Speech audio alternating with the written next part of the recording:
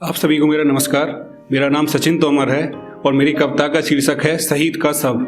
आज तक आपने शहीदों के ऊपर जितनी भी मूवीज देखी होंगी या फिर कविताएं सुनी या पढ़ी होंगी, वे सारी कविताएं और मूवीज शहीद के शव जलने के बाद खत्म हो जाती हैं। लेकिन मेरी कविता शहीद के शव के जलने के बाद होने वाली राजनीति की परिक्रमा करके लौटेगी।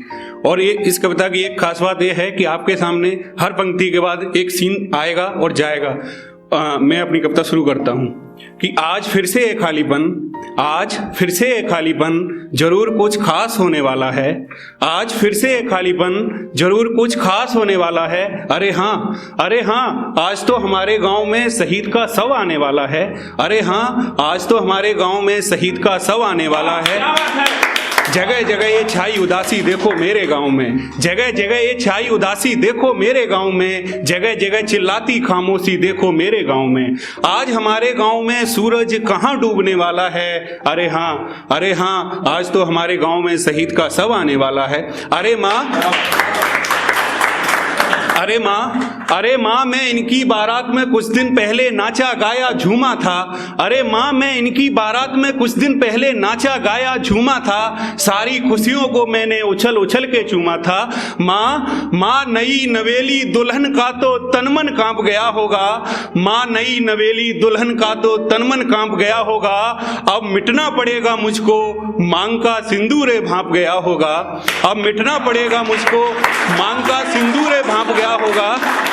जब मेहंदी वाले हाथों ने पैर का महावर धोया होगा। जब मेहंदी वाले हाथों ने पैर का महावर धोया होगा। वो मेहंदी चिल्लाई होगी महावर भी रोया होगा। वे कंगन भी टूटे होंगे तो चीखे खूब पुकारे होंगे। वे कंगन भी टूटे होंगे तो चीखे खूब पुकारे होंगे। मंगलसूत्र तोड़ फेंकना कितने करुण नजारे होंगे। मंगलसूत्र तोड़ फेंकना कितने करुण नजारे होंगे। उन सपनों का क्या जो पूरे होते प्रीतम के जिंदा घर वापस आने पर। उन बातों का क्या जो वो कहती साजन से जिंदा घर वापस आने पर। घोर अंधकार ने घेरा जीवन उस प्यारी सी दुल्हन का। घोर अंधकार ने घेरा जीवन उस प्यारी सी दुल्हन का। अब इसमें प्रकाश कहाँ आने वाला है। अरे हाँ आज तो हमारे गांव में शहीद का शव आने वाला है। क्या बात। उस माँ पर क्या बीती होगी जिसका प्राणों से प्यारा तारा टूट गया है जी। उस माँ पर क्या बीती होगी जिसके सीने में दर्द का लावा फूट गया है जी। उसके तो पैरों ने चलना तो हाथों ने ऊपर उठना छोड़ दिया होगा। उसके तो पैरों ने चलना तो हाथों ने ऊपर उठना छोड़ दिया होगा। उसकी तो आंखों ने देखना तो कानों ने सुनना छोड़ दिया होगा। हे ईश्वर ये तूने कैसा जुल्म किया है रे। माँ से पहले बेटे को क्यों ऊपर बुला लिया है रे। माँ से पहले क्यों बेटे को ऊपर बुला लिया है रे। भूख प्यास तो मानो उस माँ से कोसों दूर भाग गई होगी। भूख प्यास तो मानो उस माँ से कोसों दूर भाग गई होगी। खुद को भी मिटा लेने की इच्छा जाग गई होगी। अब वो माँ मरती है तो मर जाए। अब कहाँ उसका बेटा उसका हाल पूछने आने वाला है। अरे हाँ आज तो हमारे गांव में शहीद का शव आने वाला है। सुन बेटे की खबर वो बाप भी कितना लाचार हुआ होगा। सांस तक लेना जिसका दुश्वार हुआ होगा। जिस बेटे को कभी कंधे पे बिठाकर खूब घुमाया जाने कैसे वो उसको कांधा देने को तैयार हुआ होगा। जिस बाप की आंखों में पहले कभी ना आंसू आए हैं। जिस बाप की आंखों में पहले कभी ना आंसू आए हैं। उन आंखों में भी आंसुओं ने अब अपने घर बनाए हैं। उस भाई पर क्या